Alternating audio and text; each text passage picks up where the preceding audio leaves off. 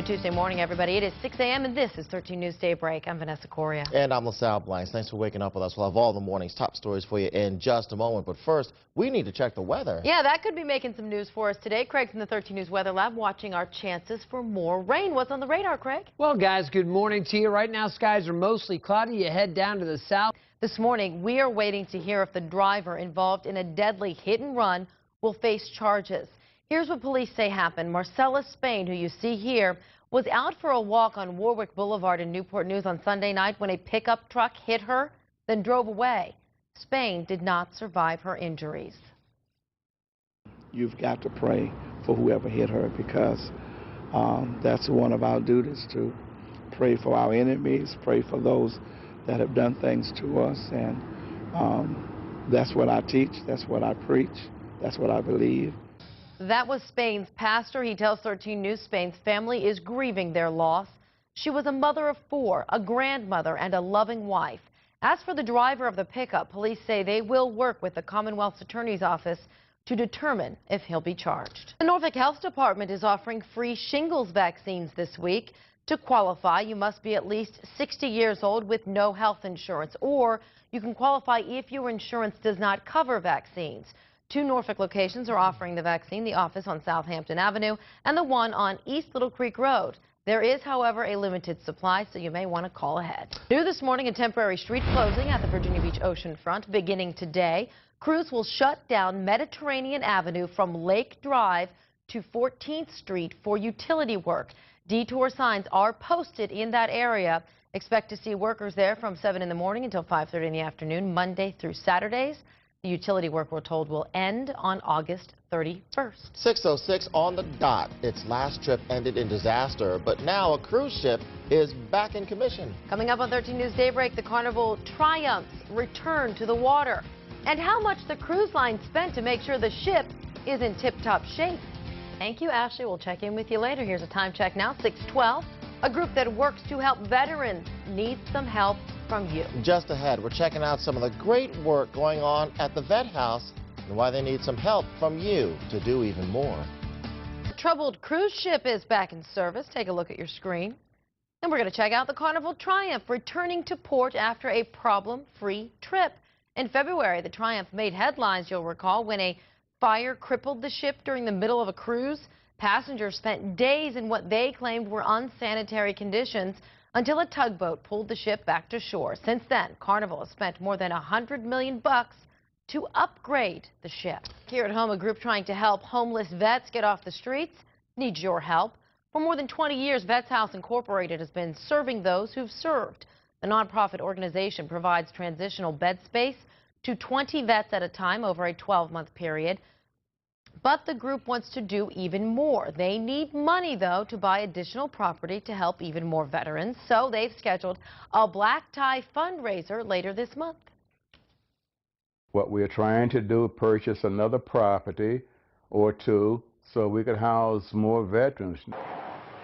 The Vets House Stars and Stripes Affair is Saturday, June 29th at the DoubleTree by Hilton Hotel at the beach. 13 News military reporter Mike Gooding is the MC for the event. For ticket info, simply head to WVEC.com. There you'll find a link where you can buy tickets and learn more information about Vets House and about the event. Let's learn more information now about what Craig is tracking on the radar today, because you say more storms could hit us later today. Yeah, I think we will see some scattered wet weather across the area. A local shelter is trying to get homes for some very special pets this week. It's called Kitty Palooza, and it's being put on by the Norfolk Animal Care and Adoption Center. This Thursday through Sunday, the shelter is offering a discount on the adoption fees for cats. The shelter is hoping to get loving homes for as many of the cute little kitties as they can. And to help out with Kitty Palooza, we're asking you, if you have a cat at home, to take a picture of your feline friend and post it on our Facebook page. Head to facebook.com/WVEC-13 for a look at the pics posted so far. I was just looking at them. There's some cutie kitties. Yeah, looking good. I gotta go like my favorites here in a minute. Like them all. 6:26 up next on Daybreak at 6:30. Craig is tracking more possible storms on the way, and find out why he's watching the tropics right now. All right, then stick around for our top stories, including big changes on the way for the military as new combat roles open up for women. 13 News reporter Carl Leimer is live to break down the plan for us. And the Big E making its final voyage.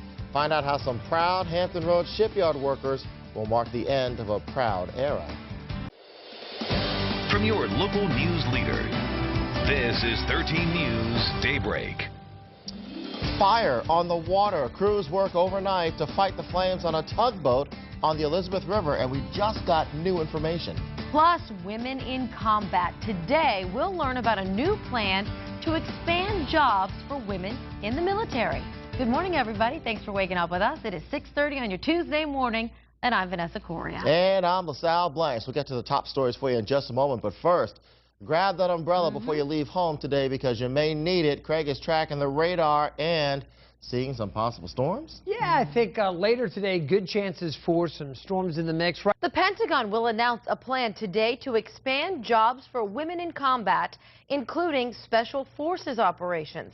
13 News reporter Carl Leimer is live in Virginia Beach for us this morning with more on what this means for members of the military here in Hampton Roads. Good morning, Carl. Hey, good morning, Vanessa. Thank you, Carl, for that live report. Here's a time check now. If you're heading out the door, 6:35. We are staying on top of the investigation into several 7-Eleven stores across the country, including 4 stores right here in Hampton Roads. Still ahead for you here on Daybreak, the latest on a huge fraud operation involving the alleged exploitation of illegal immigrants. All right, keep the news coming, too. Later today, Vice President Biden will push for more background checks for gun sales. Still ahead on 13 News Daybreak, we're live from Capitol Hill with more on the VP's plans for today. Stick with us.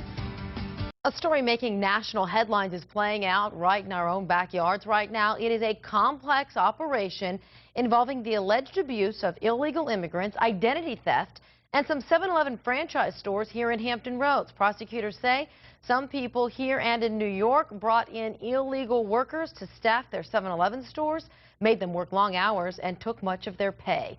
4 stores in Hampton Roads are under investigation. The stores involved are franchised and not owned by 7-Eleven. The company is helping the feds with this investigation. The people taken into custody locally, we're told, are expected in court on Thursday. Controlling gun violence is the big topic at the White House today. Yeah, Vice President Biden will call on the Senate again to expand background checks for gun sales. For more on this, we take you live to Capitol Hill. Here's 13 News reporter Dave Cassidy. Good morning. Hi, LaSalle, Vanessa. There is enough evidence to go forward with the case against a couple accused of setting arsons on the Eastern Shore.